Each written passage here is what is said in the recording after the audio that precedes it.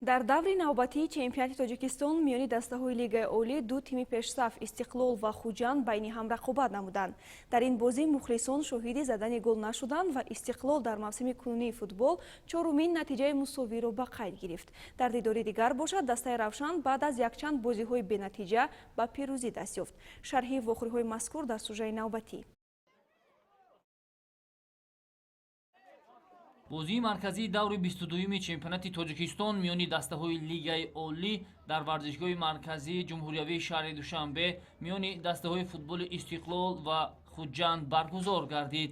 ин ду тими футбол дар садри ҷадвали умумии чемпионати кишвар қарор доранд ва барои дарёфти унвони қаҳрамонӣ муборизаро идома хоҳанд дод.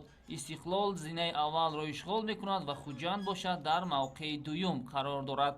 ҳамакнун ин ду даста миёни ҳамсаб қатъ намуданд. аз ибтидо то ба анҷом рақобат ҷолибу диданӣ сурат гирифт, аммо ба бозингарони ҳарду ҷониб имкон даст надод ки хатти дарвозаи ҳамдигарро рахна созанд ва бозии мазкур бидуни гол ва бо натиҷаи мусовии 0-0 ба анҷом расид. тимҳои футболи Истиқлол ва Хуҷандро дар ҷадвали умумии чемпионат ҳамакнун 10 имтиёз ҷудо менамояд. Истиқлол 52 хол дорад ва Хуҷанд бошад 42 имтиёзро ба даст овардааст.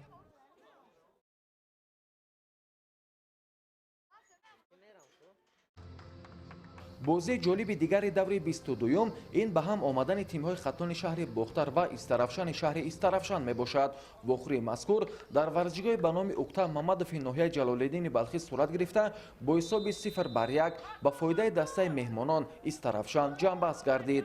ҳарчанд талошу ҳуҷумҳои бозингарони ҳарду даста зиёд буданд, вале пайти аввали ин дидорбинӣ бидуни задани гол ба анҷом расиду тимҳо ба танаффус баромаданд.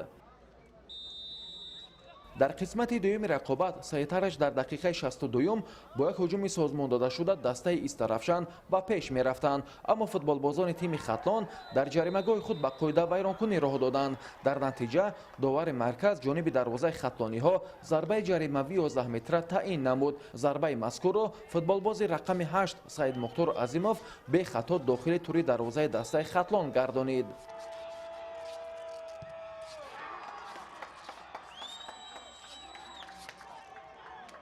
дар идома бозингари рақами 23 хатлон Муҳаммад Насков барои ду маротиба қоидаситезиаш аз ҷониби довар бо корди сурх муҷозот шуд.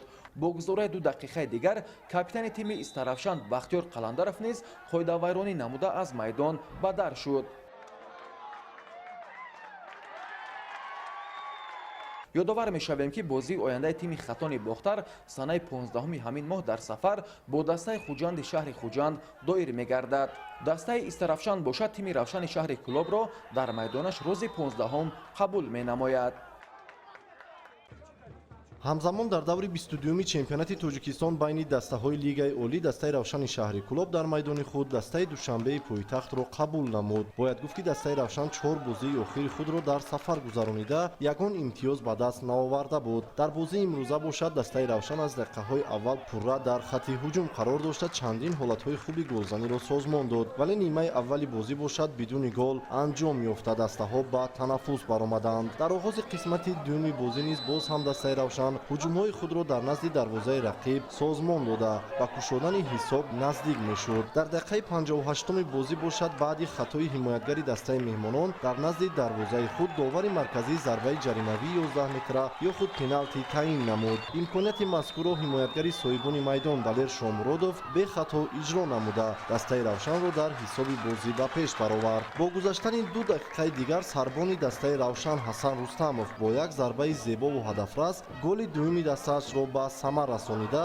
шумораи голҳои соҳибони майдонро афзун кард. бояд гуфт ки дар идомаи бозӣ низ дастаи Равшан имкон дошт ки боз ҳам голҳои худро зиёд намояд ва ниҳоят бо ҳисоби 2-0 дастаи Равшан ғалабаи деринтизорро ба даст оварда мавқеи худро дар ҷадвали мусобиқа хубтар намуд ва ҳамзамон барои ба даст овардани мақомҳои ифтихорӣ талошҳои худро идома хоҳад дод.